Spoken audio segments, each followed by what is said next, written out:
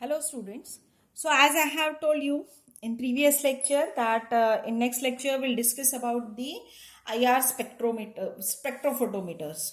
So in previous lecture we have completed with the components of spectrophotometer. That means we have completed with radiation source, preparation of sample, then we have discussed about the detectors, and a remaining part which we have already discussed in UV visible spectroscopy. So now we'll discuss about the spectrophotometers, IR spectrophotometers. So we'll discuss single beam spectrophotometer and double beam spectrophotometer. So this is a schematic diagram for single beam spectrophotometer.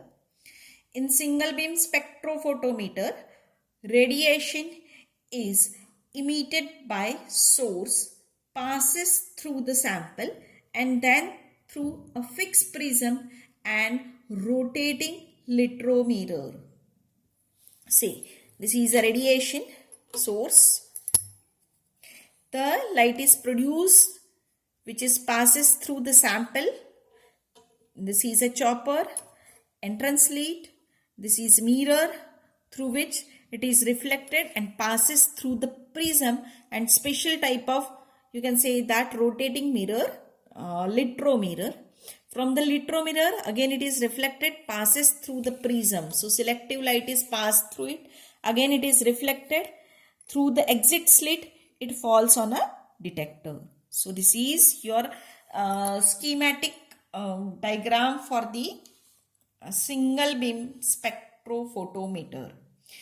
So both prism and lithometer select the desired wavelength and then allow it to pass on the detector. So only a selected wavelength passes, or you can say that falls on the detector. So detector measures the intensity of radiation after it passes through the sample.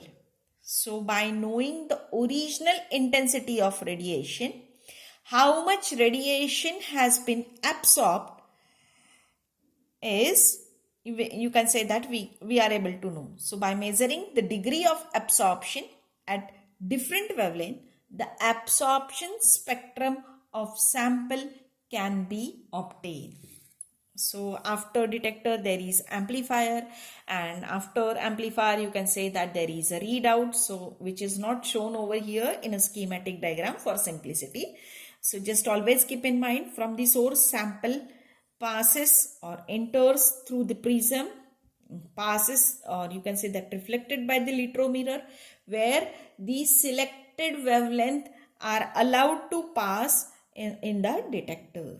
So you can say that as we want IR radiation, that means as we know that it's a very sensitive technique. So if we want a particular, or you can say that specific detection, then it can be done by using this single beam spectrophotometer.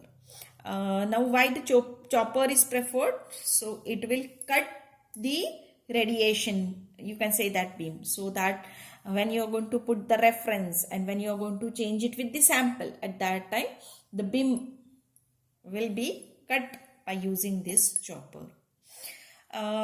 Now we are going to discuss about the limitations of this single beam spectrophotometer.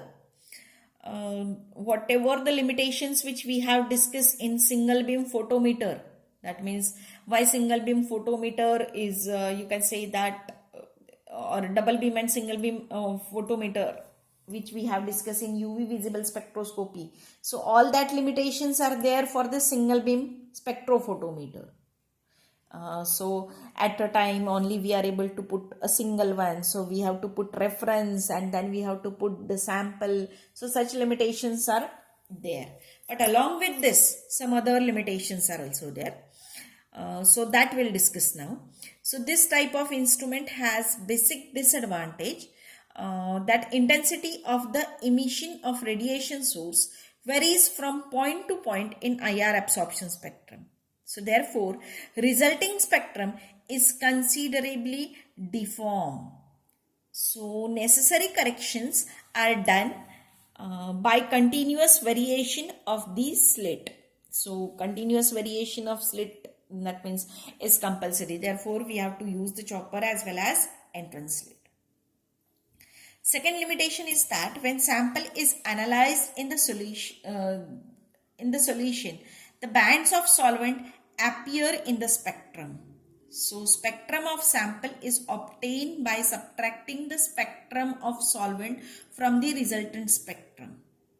So that means very first what you have to do, you have to fill the reference, or you can say that you have to fill the solvent. You will get the spectrum. Then you have to fill the sample. You will get the spectrum, and to get exact spectrum of sample, you have to subtract the solvent spectrum from the sample spectrum. So in this both spectrum, that means these both spectrum must be recorded under the identical conditions. So that is very compulsory. Now in IR spectroscopy, in sample preparation, we have discussed that we are going to prepare a sample by using mull technique or pellet technique. So whenever we are going to use this different technique, at that time, whatever the pellet prepare or mull technique, that should be exactly identical. That means suppose I have prepared a pellet for sample as well as for the reference, then the thickness of that pellet must be same. Whatever the conditions which I have used for preparation of pellet, that must be same. So it becomes, you can say that somewhat difficult to maintain all that conditions. And suppose if all that conditions are not maintained, then what will happen? There will be, you can say that some errors in the reading. So always these, you can say that practical conditions must be maintained. Or you can say that to overcome these limitations, the double beam spectrophotometer is used. So now we'll discuss about the double beam spectrophotometer. So this is a schematic diagram for double beam spectrophotometer. So components are same. There is a radiation source, reference cell, sample cell, detector, recorder, and in between you can say that there is a amplifier and everything is there. So what is there? The radiation emitted by the source is splitted into exactly two identical beam. So these identical beam means they must be energetically as well as optically identical. So they must be splitted into two identical beam. One beam passes through the sample cell. Another beam passes through the reference cell. Okay, or you can say that if pellet is there, you can put the reference and sample pellet. If or anything more is there, whatever, if it is liquid or gaseous sample. So you are going to use the reference cell as well as sample cell. The two beams are recombined. So they are again reflected by the another mirrors. They are recombined and pass through the detector. So when they passes through the detector, that means when there is a no, you can say that sample in the sample cell, only in both one reference is there, then what will happen? The steady signal reaches to the detector, or you can say that there will be no change in the signal sent by the detector. But when there is a sample in the sample cell, at that time the oscillatory signals, or you can say that change in the signal is observed in the detector, which is proportional to the sample present. So you are able to do the qualitative as well as quantitative analysis by using these spectrophotometers. So this is all about for the single beam spectrophotometer as well as double beam spectrophotometers. So details of this we have discussed. Now in next lecture we'll discuss about the other instruments used in infrared spectroscopy, that is Fourier transform and everything. Okay, so in next lecture we'll discuss about that. Thank you.